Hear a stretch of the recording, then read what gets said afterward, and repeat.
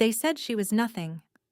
They had said it in the tithe square the morning the council bound her name to the archive ledgers, and they had said it in the hall when the warden's men came to collect the census rolls, and they had said it every time she crossed a threshold in this keep with her arms full of reed-bound registers and her eyes fixed at a point just above the floor.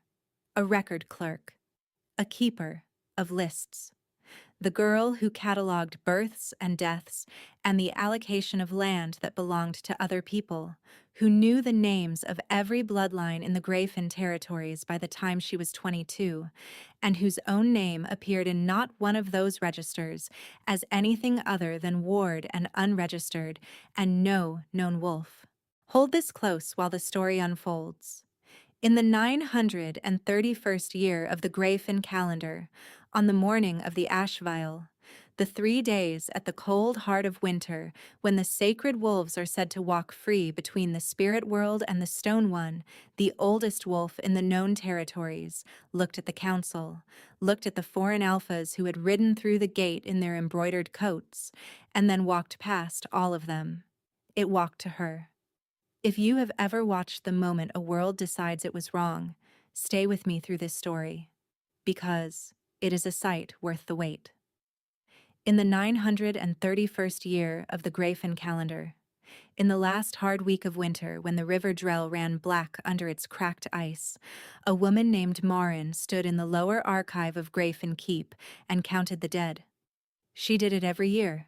The Ashvale census came due at the same turning of the cold, and it fell to the archive staff to tally the previous year's deaths against new registrations, to record which bloodlines had grown and which had thinned to a single name on a single line. Marin was 24 years old and had been doing this work since she was 15, first under the old clerk Sovan, and then, after Sovan's lungs gave out in the winter of her 19th year, alone. She had no rank. She was not registered to any pack. She had come to the keep as a child ward after her parents were struck from the rolls. She had never been told why, had asked twice and been silenced twice, and had stopped asking, and she had grown up in the archive, the way a weed grows in the joints of good stone, taking root without invitation, without welcome, and with a tenacity that the stone eventually cannot dislodge. She had arrived without invitation, without welcome, and had stayed through tenacity the stone could not dislodge.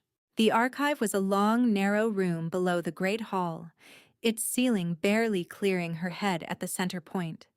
Stone shelves ran the length of both walls, and on those shelves sat the whole of the Grayfen territories in ink and reed and stretched calfskin. 500 years of birth registers, land grants, tithe records, challenge outcomes, pack formations, exile orders, and the thin gray books the council called termination registers, which was a bureaucratic name for the documentation of everyone who had ever been unmade. Marin knew them all. She knew the smell of each section. The birth records were faintly sweet. Some preservative the old clerks had mixed into the binding paste.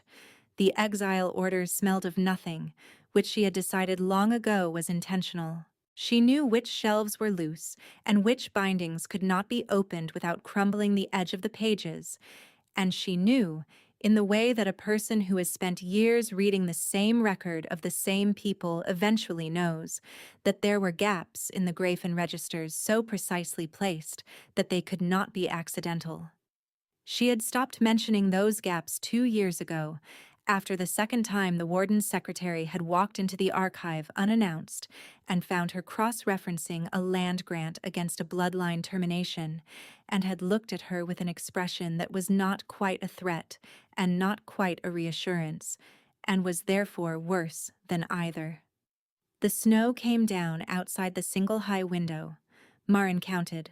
She wrote the figure at the bottom of the current year's tally sheet: 96 deaths, 41 new registrations, which meant a net reduction for the 3rd year running, which she knew the council would not want to hear about, but which the mathematics required her to record, and was rolling the tally into its preservation tube when she heard the bells.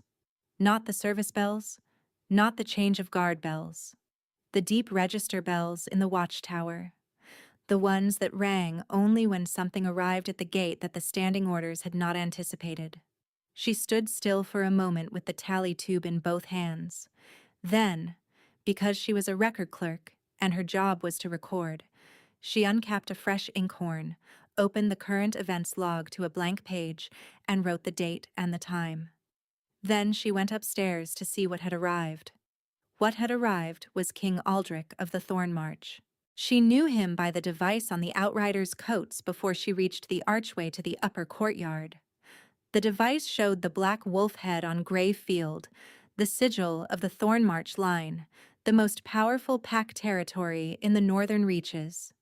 She knew him further because she had spent 6 months 3 years ago cross-indexing the Thorn March census records with the Grey Fen borderland tithe claims, a dispute over mountain road duties that had consumed the council for an entire season, and so his face had come up in the formal record portrait the archive held in its political correspondence file. She recognized the strong jaw under the frost-dark beard, the hard set of the shoulders, the iron circlet that the Thorn March kings wore instead of the gold circlet most pack rulers preferred. What the record portrait had not prepared her for was the stillness of him. She had read accounts of alpha presences, had, in fact, catalogued 37 separate incident reports from the council's own files describing the effect of a high alpha's aura on the assembled court.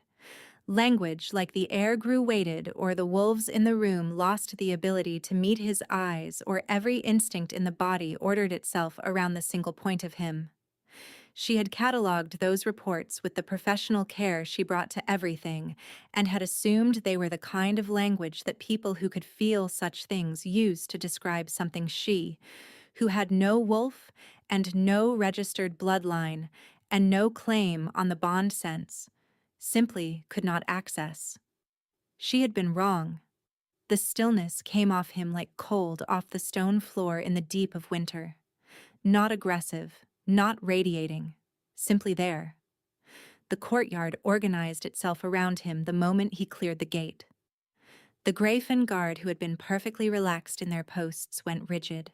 The 2 junior clerks who had come up behind Marin to see what the bells meant took a half-step back without appearing to notice they had moved. Even the horses in the far paddock shifted and quieted. He did not look at her. He was scanning the upper ramparts, then the great hall doors, then the group of Greyfen council members who had assembled in a hasty half-circle at the hall's steps. His gaze moved with the efficiency of a man who has spent his life in rooms where someone was going to try to kill him and has learned to read them before he speaks. Marin turned back to the archive. She had a current events log to update. The Thorn March King's arrival fell inside the Ashvale period, which she had not known when she first heard the bells. She learned it from old Pela in the kitchen that evening, who was the closest thing to a loyal fixed point Marin had in the keep.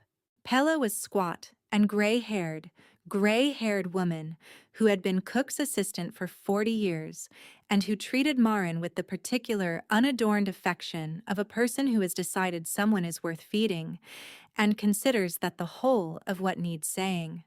Pella brought her a bowl of something with root vegetables and black pepper and sat across the archive table uninvited. "The sacred wolves walk during Ashvale," Pella said. "You know that?" "I have catalogued 14 accounts of Ashvale ceremonies in the archive," Marin said, which Pela accepted as a yes.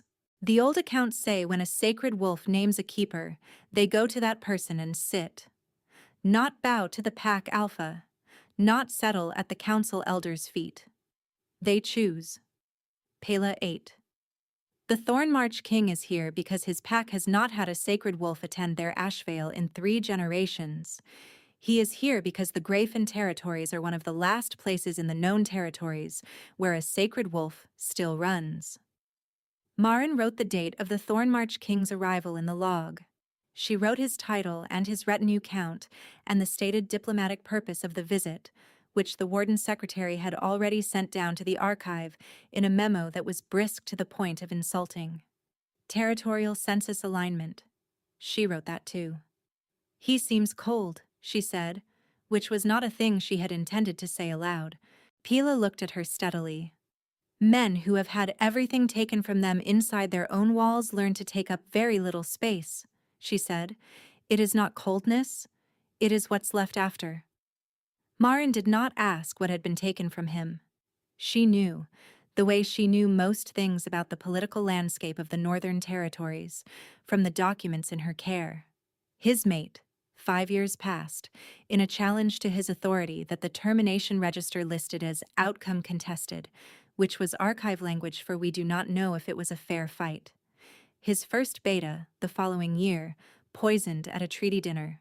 His second beta, 2 years after that, sent to negotiate a borderland agreement and never seen again. She had catalogued those records the way she catalogued everything. She had not allowed herself to feel anything about them. That was the job. The sacred wolf arrived on the second morning of Ashvale at dawn. Marin was in the archive. She was always in the archive at dawn because the light came through the high window at that hour at an angle that allowed her to examine the fine print on the older documents without straining the candle. She had a land grant spread on the table in front of her, a property dispute from 70 years back that the council had asked her to locate the original terms of, and she was tracing the boundary description with one careful finger when she heard the keep go silent. Not the normal archive silence, not the pre-dawn quiet of a building not yet awake. This was the silence of something being present that the building recognized and she did not. A silence with weight in it. She looked up. The wolf filled the archive doorway. She had seen the illustrations in the ceremonial manuscripts, had catalogued them, the whole body of Ashvale documentation from the early Grafin period, the accounts with their stiff formal portraits of sacred wolves that looked like large animals rendered by artists who had not looked at a large animal recently. She had read the dimension estimates. At the shoulder, a sacred wolf of the elder class stood as high as a horse's withers. She had read the accounts of the amber eyes with their particular luminous quality, the documented reaction of pack-bonded individuals to proximity, the old clerk's note in the margin of one 17th century account that said simply that there was no way to write what it is like to be in the same room. The old clerk had been right. She was not pack-bonded. She had no wolf. She had no claimed bloodline and no registered sensitivity to the bond sense or the aura of sacred animals or any of the other registers the Grafin hierarchy tracked and valued and allocated rank to. And yet, when the wolf crossed the archive threshold, she felt something move in the center of her chest that had no name in her cataloging vocabulary. Not fear, not recognition of the kind she had read about in the mate bond accounts. Something quieter, something that felt like a door she had not known was in her opening inward. The wolf was black-furred, with a deep gray underlayer that showed when it moved, and its eyes were the amber of a torch flame seen through old glass. It was enormous. It took up more space than physics suggested it should. It walked to her. It walked past the land grant she had spent 3 weeks locating. Past the current events log lying open at the date of the Thornmarch King's arrival. Past the shelf where the termination registers sat in their ordered rows. It walked to her and it sat, with a deliberateness that could not be called animal, and it looked at her with those amber eyes from a distance of less than an arm's reach, and it did not move. She heard footsteps above her head, then more footsteps, many of them, converging on the stairwell that led to the archive. Then voices, urgent and layered, and then the sound of the stairwell door opening at the top and a controlled scramble of boots on stone. She did not look away from the wolf. The wolf did not look away from her. They stayed that way, the two of them, in the archive that smelled of old preservative and the precise language of other people's lives, for what she calculated later was approximately 4 minutes. Then the archive filled with people. If you have been watching a story this long, you already know what she did not yet understand, and I hope you are staying close, because it does not get quieter from here. The Grafin Council came in pairs, which was how they did everything. Behind them came the foreign alphas, 3 of them, the ones the warden had invited for the Asheville diplomatic period, in their heavy traveling coats with their retinue captains at their backs. Behind them came the warden himself, a broad man with a gray braid and 20 years of unquestioned authority written into the way he occupied space. And behind the warden, last through the door, came Aldrich of the Thorn March. He was the only one who did not speak. The council spoke. They spoke over each other, the way councils do when something has occurred that none of their precedents quite covers. The warden spoke formally to the wolf in the ceremonial address language that the Asheville documentation prescribed, a greeting, a naming of witnesses, an inquiry as to the wolf's will. One of the foreign alphas spoke, and what he said was directed at Marin in a tone that she recognized from the termination registers as the preliminary language of a challenge to a decision, which she found remarkable, given that she had not made a decision. She had simply been in the archive. The wolf did not move. Marin stood very still with her hands flat on the table and her back straight, because a person who has spent 9 years being invisible in a room full of people who have power over her learns early that the safest visible position is also the most composed one. She is an unregistered ward, the warden said, which was not quite accurate. She was registered, as a ward, in the ward allocation records of the year of her arrival, which Marin happened to know because she had filed that record herself. But she understood what he meant and did not correct him. The archive position carries no pack standing. She has no wolf. She has no bloodline claim on record. She has no bloodline claim that you have found, said Aldrich. Every head in the archive turned. He had not moved from the doorway. He had not changed his expression. His voice, when he used it, was low and even and did not appear to require volume in order to fill a room. Marin looked at him for the first time since the wolf had arrived. He was looking at the wolf, not at her. He was reading the wolf's stillness with an attention that she recognized, after a moment, as the same attention she gave to a disputed document. Careful, systematic, trying to understand what the evidence said rather than what he had already assumed. There are gaps in the Grafin registers, he said. I read them before I came. The warden went still in a different way than the wolf had made the room go still. This was the stillness of a man who has kept a door locked for a long time and has just heard someone name what is behind it. The archive, Aldrich said, is the record of what is. What is missing from the record is also a record, if you know how to read it.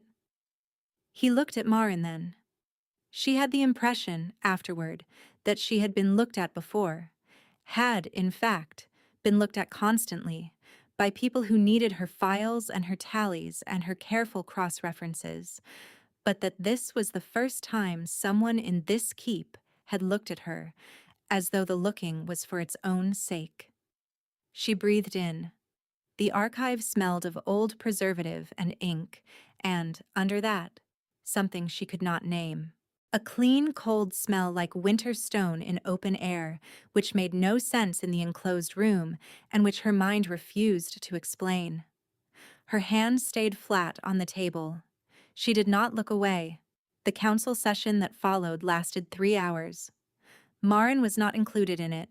She was sent back to the archive by the warden's secretary, with a tone that suggested she had done something wrong by being in the archive at dawn, which was where she had been going at dawn for 9 years.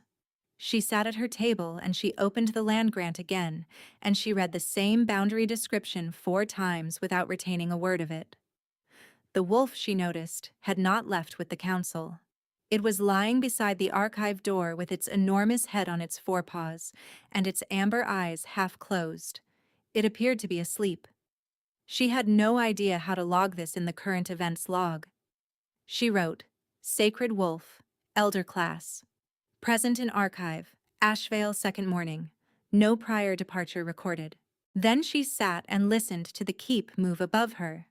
It moved in the particular way of a place where something has happened that requires the distribution of information and the assessment of reactions.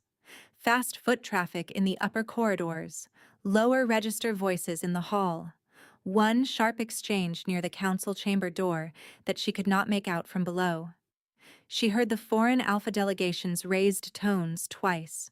She heard the warden's voice once, and it had the quality of a voice that is being controlled very carefully. She heard nothing from Aldrich of the Thorn March. That evening, Pella came again. She brought bread this time, and a look that Marin had not seen on her before, not worry exactly, and not hope exactly, but the look of someone watching a door they have waited a long time to open. The council has called a formal Ashvale assembly for the third morning, Pela said. All the foreign delegations, the whole keep, standing attendance. She broke the bread in half and set one piece in front of Marin. You are on the list. I am never on the list for assembly attendance, Marin said. You are now. Pela looked at the wolf by the door. The wolf had opened one eye.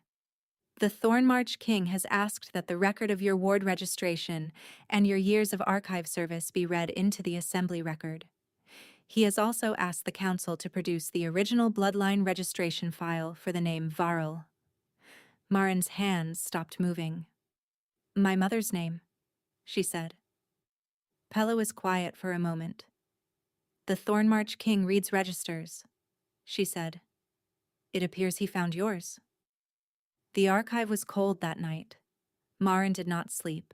She sat at her table with the wolf at her back, and she went through what she knew systematically, the way she did when she was working through a complex cross-reference. The gaps in the Greyfen bloodline records she had identified and then been silenced about. Her parents' names, which she knew, and the blank, where their bloodline category should have appeared. The warden's reaction when she had asked. The land grants in the upper register from the same period as her ward filing that showed a property allocation discontinued, a family holding returned to council control, a bloodline listed as terminated with no challenge documentation attached. She had not followed that particular thread. She had learned not to follow threads that led back toward her own vanished name. She had learned it the same way she had learned most useful things in the archive, through the specific discomfort of having done the wrong thing once and understood, from the quality of the silence that followed, that she should not do it again. Someone else had followed the thread, someone who had not been taught to stop. She sat for a while in the cold of the archive without lighting the second candle, which was a small discipline she maintained against waste, and she thought about what it meant that the Thornmarch King had come to the Greyfen territories for the Ashvale, and had found, in the Greyfen records, the trace of a bloodline the council had tried to erase. She thought about the fact that the archive she had tended for 9 years had held that trace all along, in the gap where a record should have been, in the property allocation returned to council control, in the challenge documentation that was missing from the file that should have contained it. She had cataloged the gap. She had noticed it the way she noticed everything in the registers. She had written it in her internal accounting, and then she had stopped, because she had been taught to stop. She wondered if that was also in the record somewhere, the gap where a person had known something and had been quiet about it. She picked up her pen again. She opened the current events log to today's date and wrote a reference to file V14, the Verrill bloodline correspondence. Then she closed the log and sat in the dark with the candle going low and the wolf breathing steadily at the door, and she waited for morning. On the third morning of Ashvale, the great hall was full. Marin had attended assembly sessions in the hall before, when her presence was required for record certification. Someone needed to confirm the official archive copy of a document, or a public record had to be read into a proceedings transcript. She was familiar with the hall, familiar with the long stone daises on either side where the council sat, the tiered standing sections for the pack hierarchy, the central floor where formal address happened. She had always stood at the back, beside the archive certification post, with her records and her professional invisibility. Today she stood where the warden's secretary had placed her, which was the center of the floor. The three foreign alphas were on the left-hand dais. The council was arranged on the right. The warden stood at the head of the room. The entire standing section was full.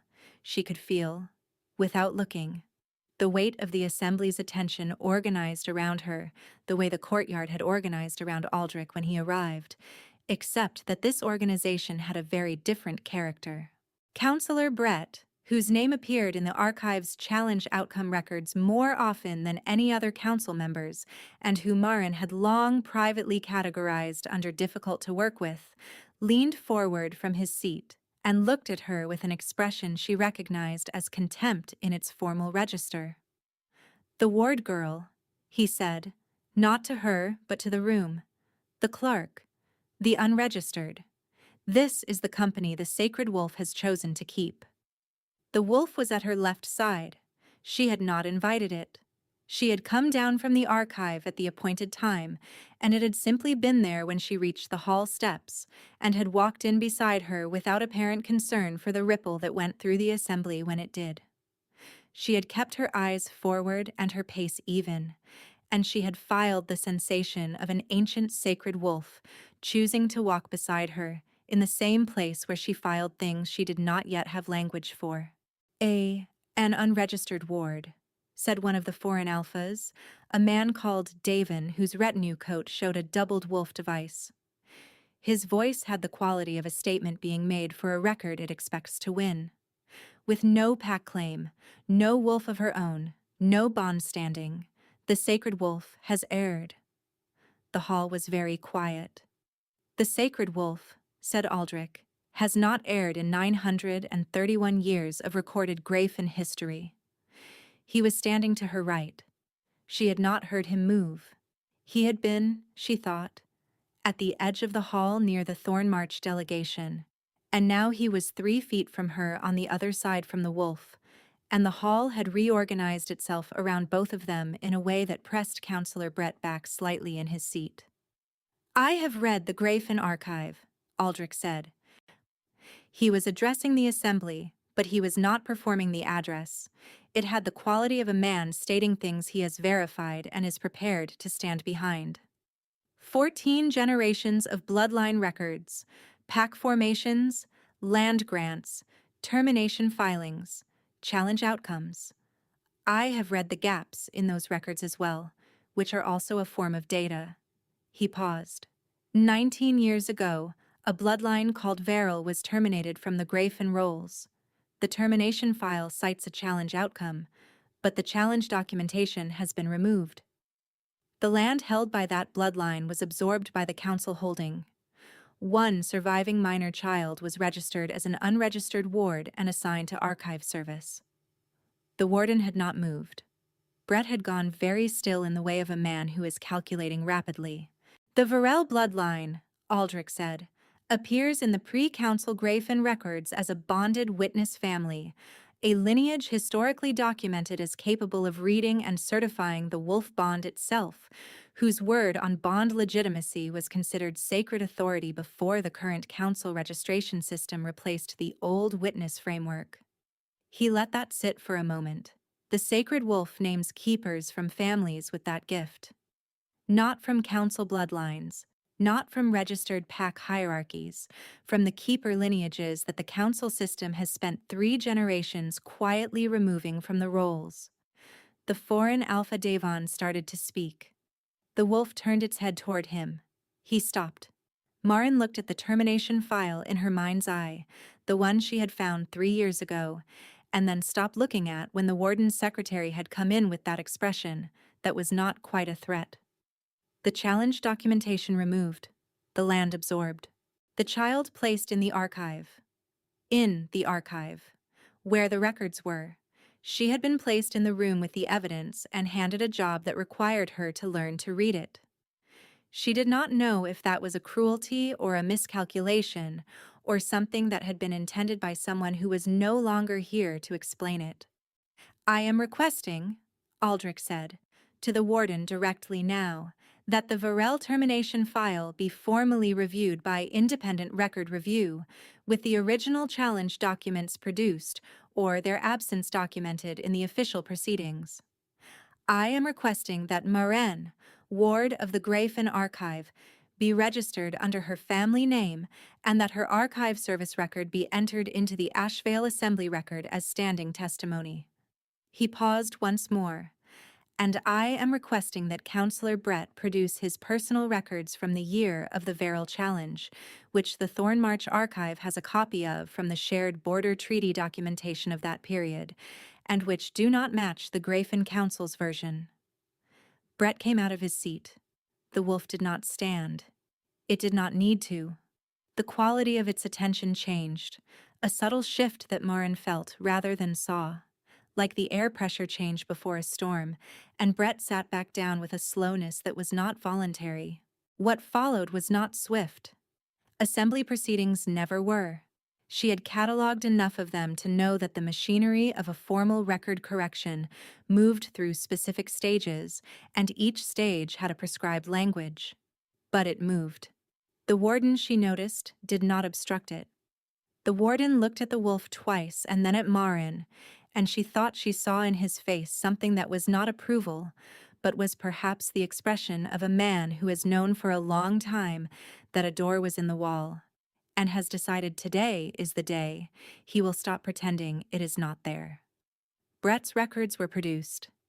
They did not match the council file. The discrepancy was documented.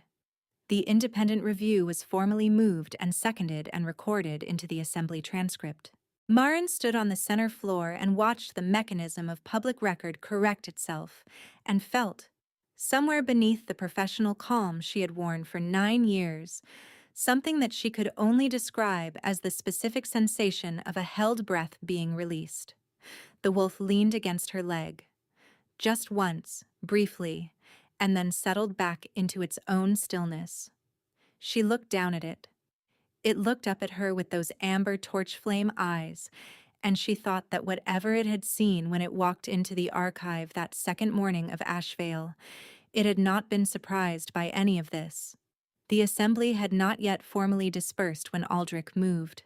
He crossed the center floor, 3 steps, unhurried, and stopped in front of her.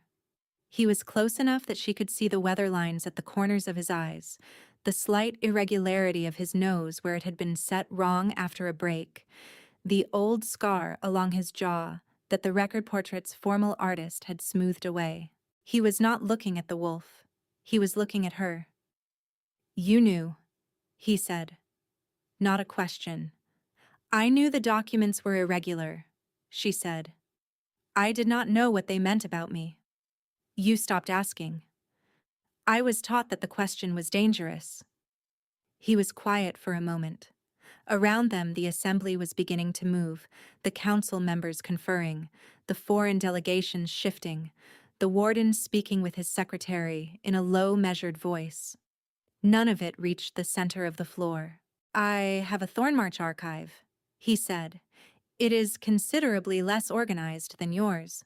The clerk I had retired 4 years ago, and the replacement has a talent for misplacing things in the precise order most inconvenient to later retrieval."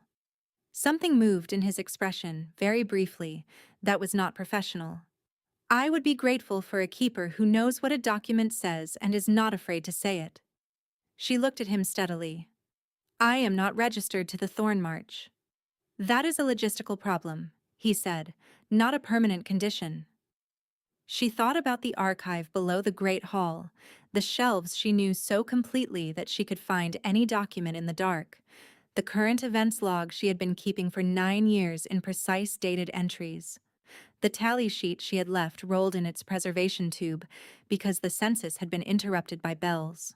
She thought about the gaps in the record, and the things that are missing being their own kind of document, and about a man who had read 14 generations of Grafen bloodline records before he rode through the gate and had known what to look for.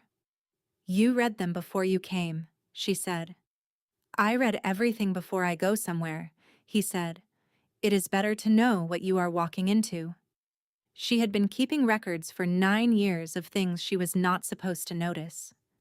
He had been reading records for 9 years of things he was not supposed to find.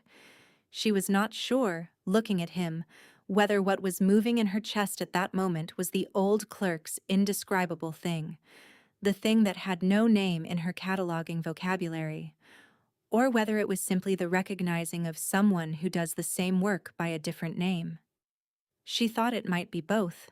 The formal registration process, she said, requires a sponsor of pack standing, a witness declaration, and an assembly record entry. She paused. The current assembly record is still open. The proceedings have not been formally closed. He looked at her for a moment in a way that she thought later she would have recognized, even before the wolf showed her she could, because it had the quality of a door opening inward. You know the procedure, he said. I have cataloged 47 registration proceedings, she said. I know every procedure. The assembly record was still open. The proceedings had not been closed. The foreign Alpha Devon started to speak from the dais.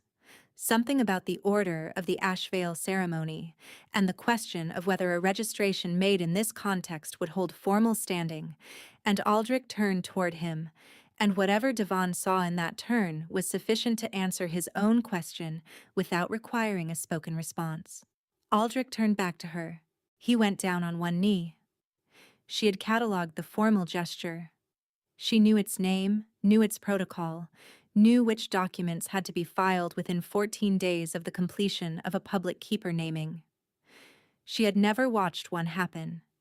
She had never expected to watch one happen in the center of the Grey Fen Great Hall, with the assembly standing around her and the oldest sacred wolf in the known territories at her left side. She heard the sound the assembly made when he went down.